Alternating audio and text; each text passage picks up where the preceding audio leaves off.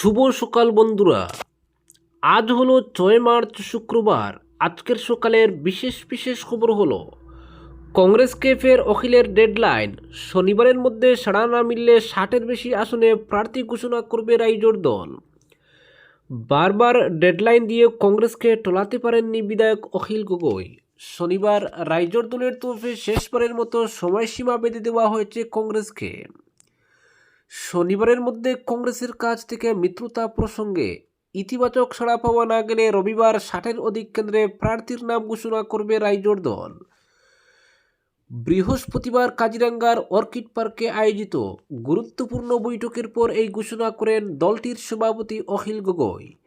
তিনি বলেন, বিজেপিকে হারানোর জন্য মিত্রতার স্বার্থে চূড়ান্ত আপোষ করেছে রাইজোর দল, কিন্তু কংগ্রেস কেবল একটি আসনকে ঘিরে মিত্রতার বিষয়টি কেন ঝুলিয়ে রেখেছে তা তার বোধগম্য হয়নি। তিনি বলেন, রাইজোর দল 15টি আসন দাবি করেছে, তার মধ্যে রাইজোর দলের পছন্দের 4টি কেন্দ্র কংগ্রেস ছেড়েছে। বাকি কেন্দ্র নিয়ে কংগ্রেসের প্রস্তাব মেনে নিয়েছে দল। দিং, নাওবৈচা ও ধেমাজি কেন্দ্র রাইজোর দল দাবি করেছিল। প্রথম অবস্থায় কংগ্রেস আপত্তি না করলেও এখন বলছে দেওয়া যাবে না। এ নিয়ে হতাশ বিধায়ক অখিল গগৈ। তিনি বলেন, শনিবারের মধ্যে কংগ্রেস মিত্রতা নিয়ে ইতিবাচক সিদ্ধান্ত গ্রহণ না করলে রবিবার দল প্রার্থী তালিকা প্রকাশ করবে।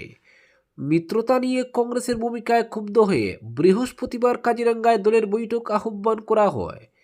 এই বৈঠকে দলের প্রার্থী প্রত্যাশীদেরও আমন্ত্রণ করা হয়। দলের সাংগঠনিক অবস্থা পর্যালোচনা করে পরবর্তী পদক্ষেপ গ্রহণের জন্য কিছু সিদ্ধান্ত নেওয়া হয়। তার মধ্যে শনিবার কংগ্রেসকে অন্তিম সময় বেঁধে দেওয়া হয়। শনিবার কংগ্রেসের কাছ থেকে ইতিবাচক সাড়া পাওয়া গেলে দল কেবল 15টি কেন্দ্রে লড়বে, আর নেতিবাচক সাড়া পাওয়া গেলে দল 60-এর বেশি আসনে প্রার্থী দেওয়ার সিদ্ধান্ত নিয়েছে। গগৈ বলেন, বৃহস্পতিবারের বৈঠকে আবেদনকারী 63টি কেন্দ্রের মধ্যে 64 জন প্রার্থী উপস্থিত ছিলেন। তাছাড়া অতিরিক্ত কেন্দ্রেরও প্রার্থী ছিলেন। ফলে কংগ্রেস থেকে ইতিবাচক সাড়া না মিললে 60-এর বেশি কেন্দ্রে প্রার্থী ঘোষণা করা হবে। তিনি বলেন, বিজেপিকে পরাজিত করার লক্ষ্যে তার দল অনেক বেশি আপোষ করেছে, তারপরও মিত্রতার পক্ষে রয়েছে তার দল। তিনি জানান, 3টি কেন্দ্র নিয়ে কংগ্রেসের সঙ্গে মিত্রতা জুড়ে রয়েছে। এই 3টি কেন্দ্র হচ্ছে দিং, নাওবৈচা ও ধেমাজি। অপরদিকে অবশেষে অফিসিয়ালি গেরুয়া হলেন কমলাক্ষ। প্রায় 2 বছরের দীর্ঘ প্রতীক্ষা, তারপরেও ধৈর্য হারাননি। এতদিন কংগ্রেসের বিধায়ক থেকেও বিজেপি ও হিমন্ত বিশ্ব শর্মা সরকারকে মন প্রাণ সঁপে দিয়েছিলেন। উত্তর করিমগঞ্জের সেই বিধায়ক কমলাক্ষ দে পুরকায়স্থ বৃহস্পতিবার অফিসিয়ালি বিজেপিতে সামিল হলেন। তার সঙ্গে কংগ্রেসের অন্য 2 বিধায়ক বসন্ত দাস ও শশীকান্ত দাসও বৃহস্পতিবার আনুষ্ঠানিকভাবে বিজেপিতে যোগ দেন। গুয়াহাটিতে বশিষ্ঠ রাজ্য বিজেপির সদর দফতর অটল বিহারী বাজপেয়ী ভবনে আয়োজিত এক অনুষ্ঠানে তাদের হাতে দলীয় পতাকা তুলে দেন প্রদেশ বিজেপির সভাপতি দিলীপ শইকিয়া। উপস্থিত ছিলেন দলের একাধিক নেতা ও কর্মী সমর্থক। রাজ্যের রাজনৈতিক মহলে এই দলবদলকে তাৎপর্যপূর্ণ বলেই দেখা হচ্ছে, কারণ গত কয়েক মাস ধরেই এই 3 বিধায়কের সঙ্গে কংগ্রেস নেতৃত্বের দূরত্ব তৈরি হওয়ার খবর সামনে আসছিল। বিভিন্ন রাজনৈতিক ইস্যুতে দলীয় অবস্থান থেকে সরে এসে মত প্রকাশ করায় তাদের নিয়ে জল্পনা ক্রমশ বাড়ছিল। যদিও বৃহস্পতিবারের ঘটনায় সেই জল্পনাতেই কার্যত শিলমোহর পড়ল। এদিকে এ প্রসঙ্গে মুখ্যমন্ত্রী হিমন্ত বিশ্ব শর্মা সংবাদ মাধ্যমকে বলেন, আজ বিজেপিতে 3 জন বিধায়ক যোগদান করেছেন। গত 1-2 বছর ধরে তারা আমাদের সমর্থন করে আসছিলেন। আজ তারা আনুষ্ঠানিকভাবে বিজেপিতে যোগ দিলেন।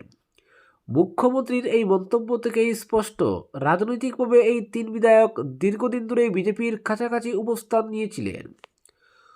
অন্যদিকে দলে যোগ দেওয়ার পর কমলাক্ষ দে পুরকায়স্থ বলেন, রাজ্য ও দেশের বৃহত্তর স্বার্থেই এই সিদ্ধান্ত নেওয়া হয়েছে।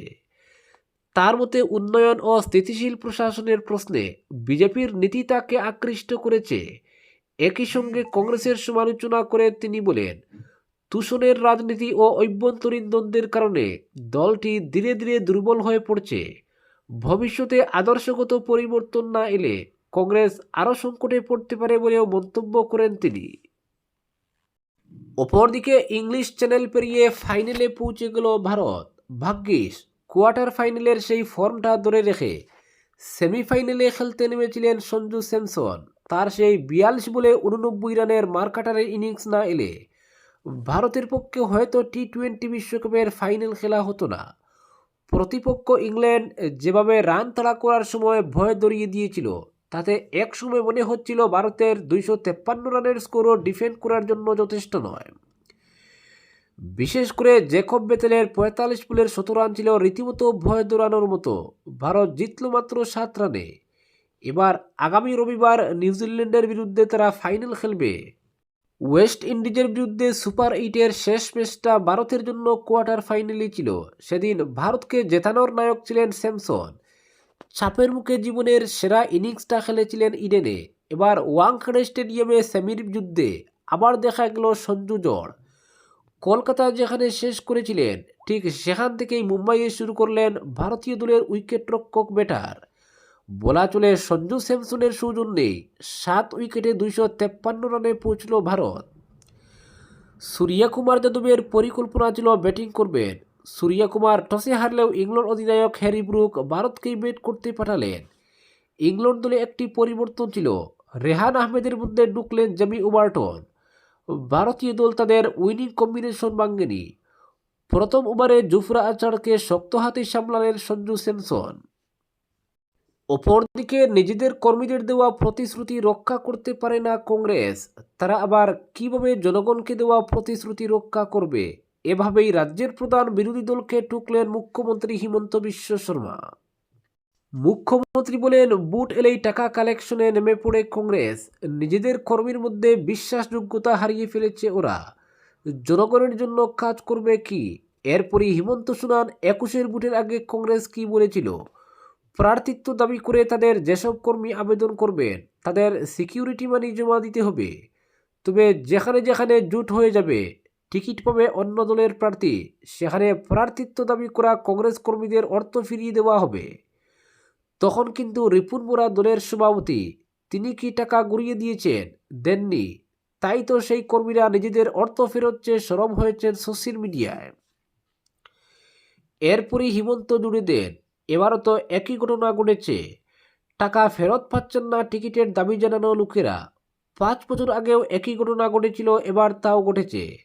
নিজেদের কর্মীদেরই ওরা প্রতারণা করে বেড়ায়। জনতা তো ছেড়েই দিন, তাই দলটির এই অবস্থা। অপরদিকে কাছাড় জেলায় পেট্রোপণ্যের কোনো ধরনের সংকট নেই।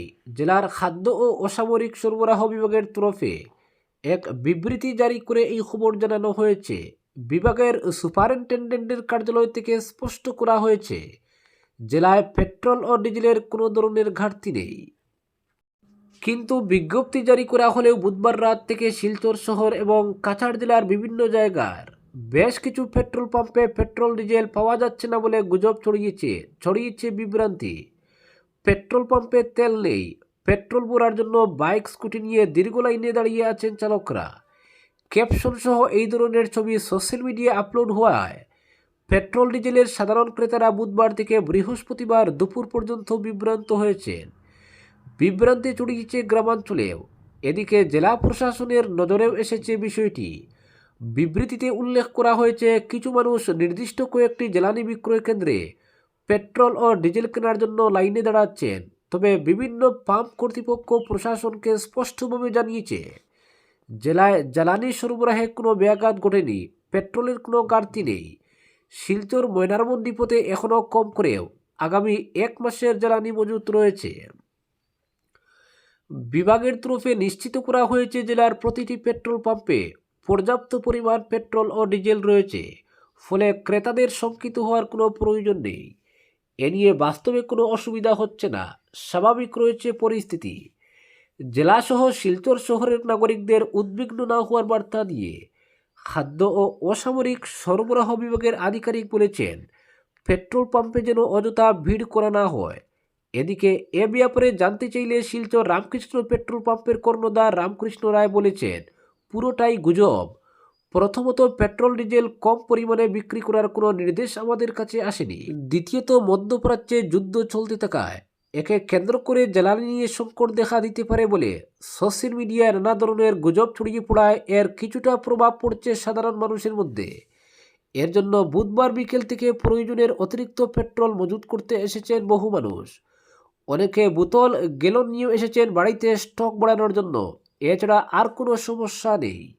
আজকের বিশেষ বিশেষ সংবাদ এখানেই সমাপ্ত।